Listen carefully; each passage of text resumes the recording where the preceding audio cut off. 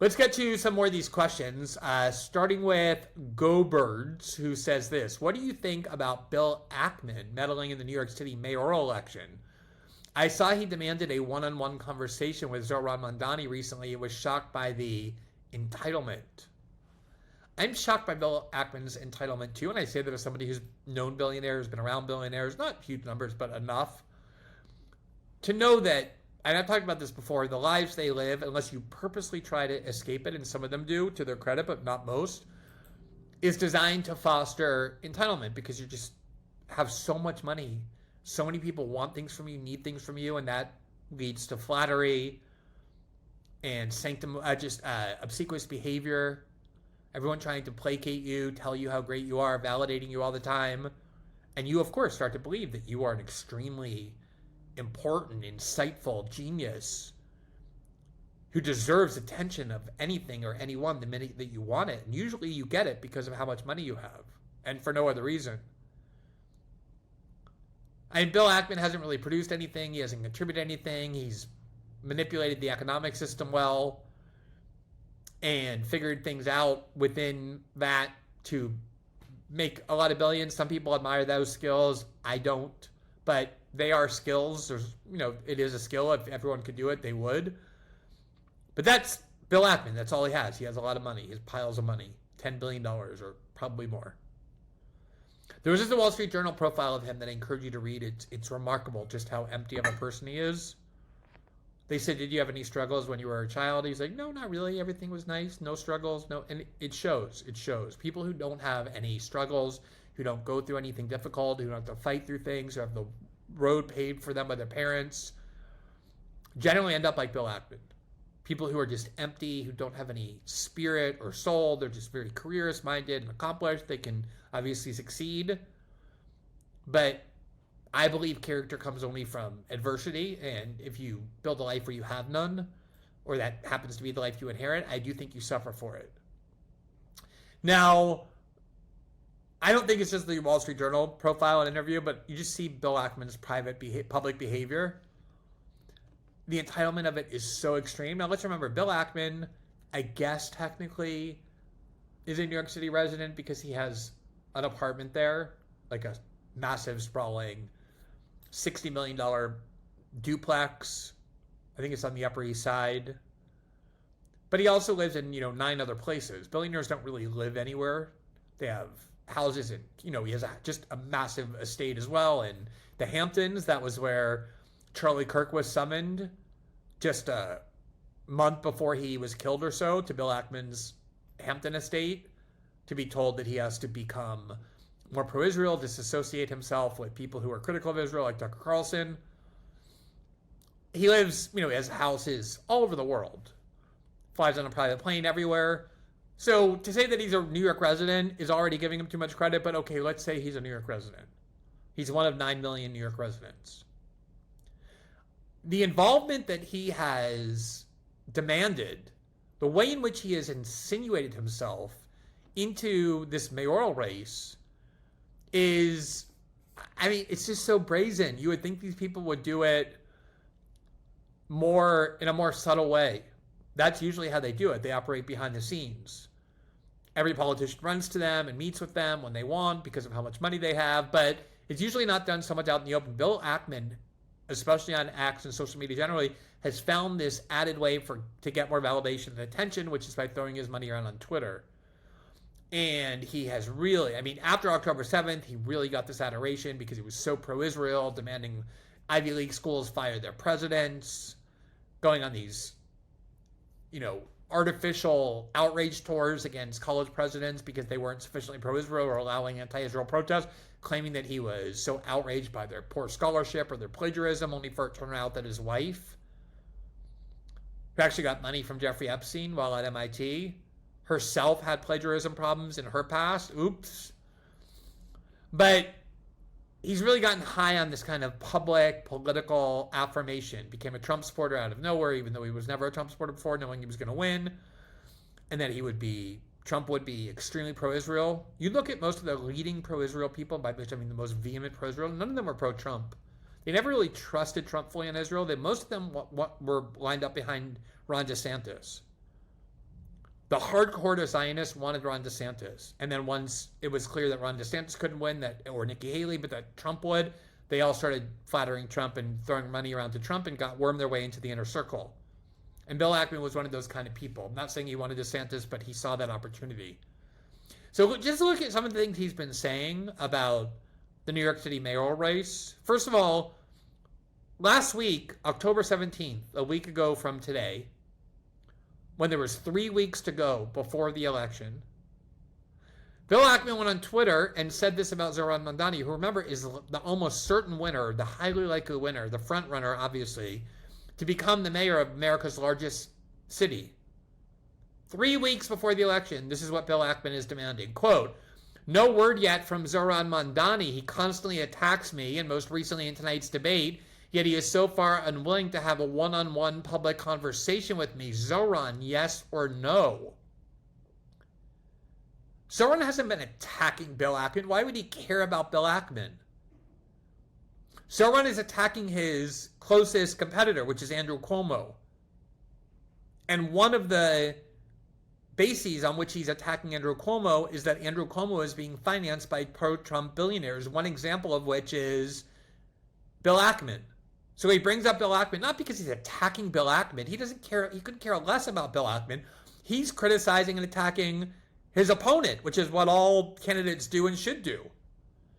Bill Ackman says, "Oh, why are you're attacking me? You need to have a public debate with me."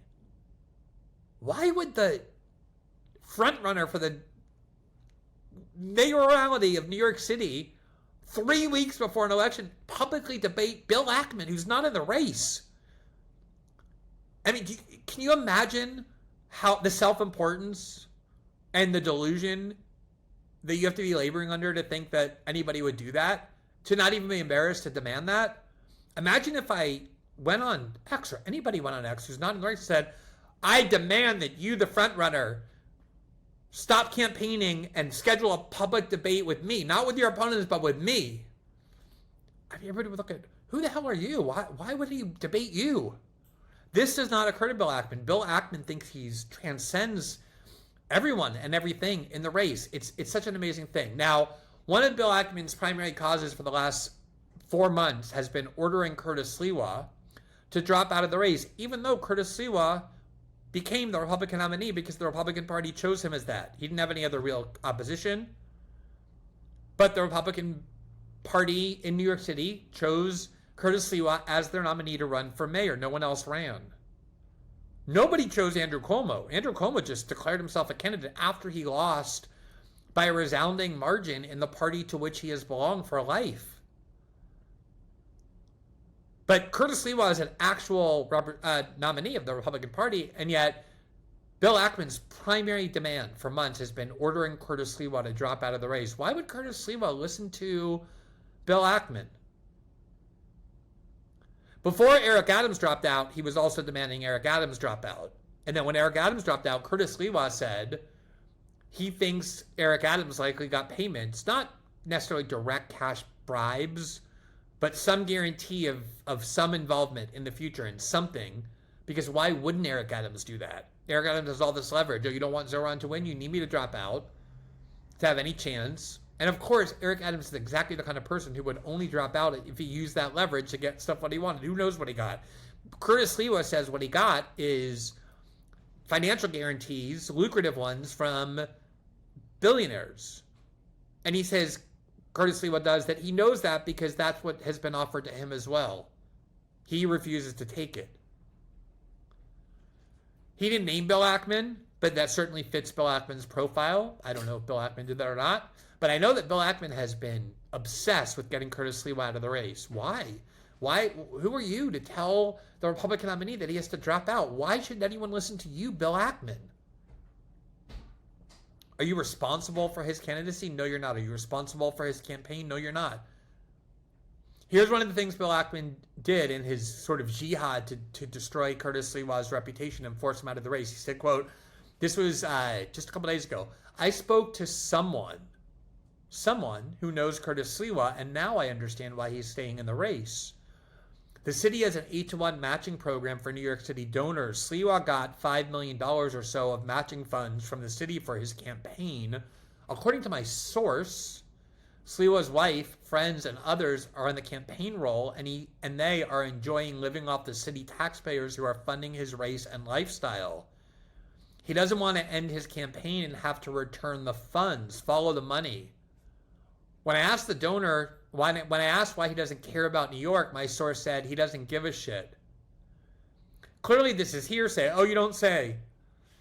But my source is extremely credible and a highly respected person, and he knows Sliwa well. Curtis, please correct the record if I got anything wrong.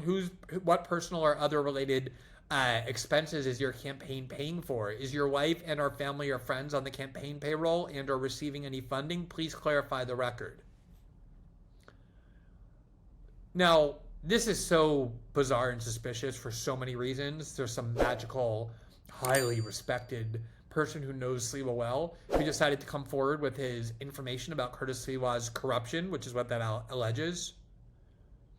He didn't go to a reporter with it. He didn't go to a media outlet with it. He didn't present evidence publicly himself or furnish any to anybody. He just whispered this in Bill Ackman's ear, and then Bill Ackman decides, I'm going to be the one to go and claim this. I mean, even if you're Bill Ackman, unless you're desperate for attention or making it up, that's the dumbest way to do it. Why not launder it through a media outlet? Since everybody knows that you are fanatically supportive of Andrew Cuomo because you want to make sure there's not an Israel critic in the occupying the mayorship of New York, and you could launder it through a media outlet where people would find it more credible. Was there no media outlet that would publish that? If it were just in that form, nobody would. So he voices this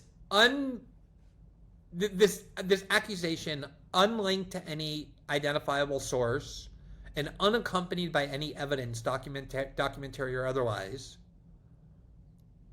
And then I presume he thought Curtis Sliwa had a kind of, strategic obligation, maybe even a moral obligation to just answer immediately Bill Ackman's accusation as opposed to the accusations that come from a zillion other people.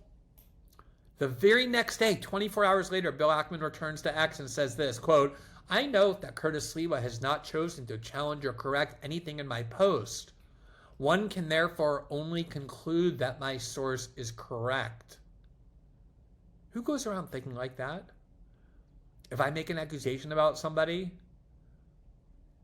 then if they don't immediately respond and deny it, everyone should presume it's correct because I'm so important that the minute I voice an accusation, everyone has to drop what they're doing, including people running for New York City mayor 2 weeks out of the race, and give it the attention and merit by bothering to deny it. No media outlet has reported this. There's no evidence of it. Why should Curtis Sliwa even deign to respond to that? But in Bill Ackman's mind, he's Bill Ackman. So once he voices his accusation, everybody must. And it's very odd if Curtis Sliwa doesn't. In fact, that probably is proof that he's guilty. What really this is for sure part desperation and panic. He's seeing the same polls that everyone else sees, not just about Israel, support for Israel unraveling in the United States, but about Zoran's very likely victory. So he's desperate. He's just flailing. That, I believe, is part of it. But a big part of it is his massive self-importance and sense of entitlement. I don't even remember something that inflated. Remember just a few months ago when Bill Ackman somehow wormed his way into a professional tennis tournament, actually made the draw? It wasn't a pro-am, it was a professional tennis player. It was in Newport, Rhode Island, at the Hall of Fame, the Tennis Hall of Fame, like sacred hallowed ground for the sport. Bill Ackman is 59 years old, never played professional tennis, and somehow he asked for and got entry into the professional tournament at 59 years old. Think about the greatest athletes. I think tennis players are the greatest athletes in the world, certainly among them. Their fitness, their regimen is extremely intense. They play 5-hour matches at the highest level of physicality. And although doubles, which is what Bill Ackman played, is a bit less intense, especially over 3 sets, still, I mean, you're talking about playing with the greatest athletes in the world, the people who are, in the top 150 tennis players on the planet from every country. And Bill Ackman went into that tournament, went onto the court, obviously, I guess, thinking he could have lived this fantasy as a tennis player. It would be like if Bill Gates convinced the Seattle Mariners to let him pitch two games of 2 innings of a game. I mean, Bill Gates, if the Seattle Mariners said do that, I'm not going to embarrass myself that way. But Bill Ackman had no qualms about it, and he went onto that court and completely humiliated himself. Could barely hit the ball over the net, could barely keep the ball on the court, had a swing that was like such a recognizably amateur swing, couldn't run, couldn't do anything, couldn't breathe, according to him. And that just shows, I mean, who would do that? Who would be willing to, who would think that they are so capable that at the age of, even the greatest tennis players in the world, Roger Federer, the greatest tennis player, I think, in the world, can't compete at the age of 43, let alone 59? It's a miracle everyone says that Novak Djokovic can still win tournaments at the age of 38. It's about 21 years later, and Bill Ackman has never been a tennis... I mean, the ego involved in that is off the charts. And I think you're seeing that a lot in this Democratic race.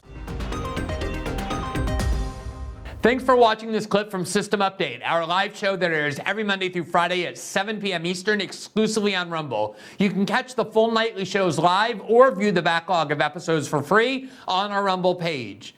You can also find full episodes the morning after they air across all major podcasting platforms, including Spotify and Apple. All the information you need is linked below. We hope to see you there.